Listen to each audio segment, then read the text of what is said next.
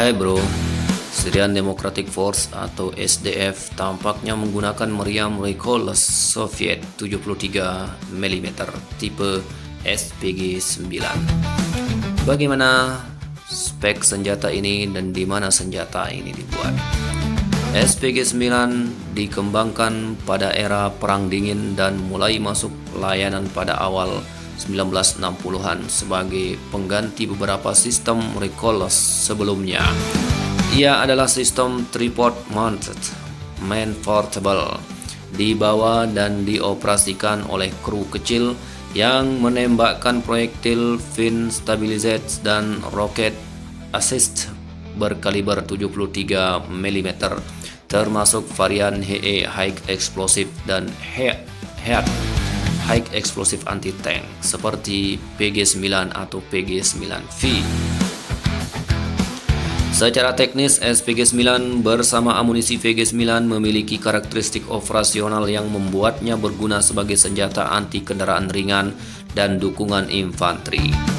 Proyektil PG-9 atau PG-9V beratnya beberapa kilogram. Seluruh putaran sekitar 4-4,4 kg menurut data pabrikan atau penjual. Muzzle velocity sekitar 435 meter per sekon. Pada beberapa varian, jangkauan efektif tembakan langsung sampai kira-kira 800 hingga 1300 meter, bergantung jenis proyektil dan mode tembak.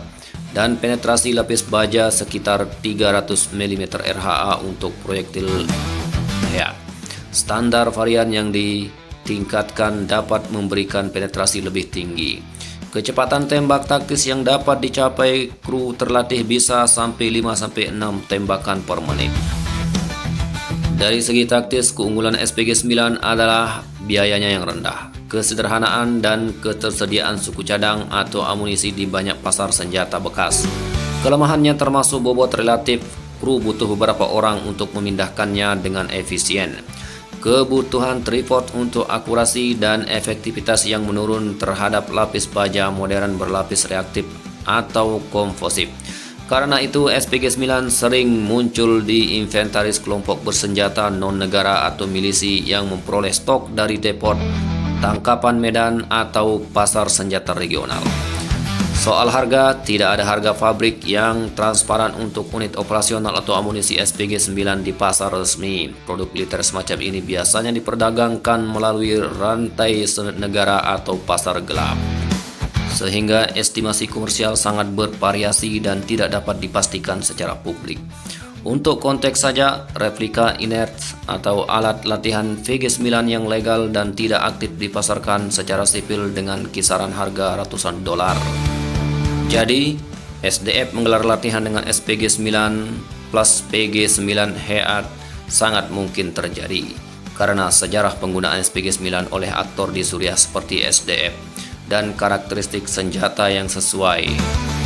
Namun, bagaimana mereka mendapatkan senjata ini? Kalau dilihat pola di Suriah, ada beberapa jalur yang masuk akal kenapa SDF bisa mendapatkan SPG-9. Pertama, bantuan langsung dari sekutu.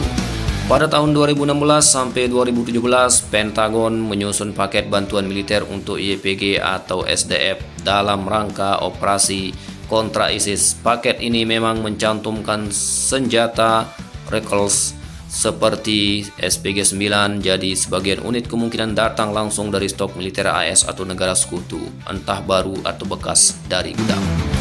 Ada juga laporan pengiriman lewat mitra regional seperti Irak, Kurdistan, KRG yang menjadi titik distribusi. Yang kedua, mendapatkannya melalui rampasan perang. SPG-9 sudah lama digunakan oleh tentara Suriah, SAA, dan berbagai faksi pemberontak. SDF dalam pertempuran melawan ISIS dan kelompok lain sering merebut gudang senjata termasuk senjata berat dan amunisinya. Di beberapa wilayah seperti Raqqa dan Deir el-Ezzor, mereka mengambil alih stok senjata besar setelah ISIS mundur. Yang ketiga, pasar senjata regional. Di Timur Tengah, senjata seperti SPG-9 mudah ditemukan di pasar gelap atau jalur penyelundupan. terutama yang berasal dari stok lama era Soviet yang menyebar lewat konflik di Irak, Afghanistan, dan Libya. SDF mungkin memperolehnya lewat jaringan pembelian tak resmi, terutama untuk suku cadang atau amunisi cadangan. Jadi, kemungkinan besar kombinasi 3 jalur ini yang membuat SDF mempunyai SPG 9 dan yang datang lewat bantuan resmi. Ada yang dirampas dari musuh dan ada yang dibeli lewat jalur pasar senjata ilegal. Bagaimana kira-kira?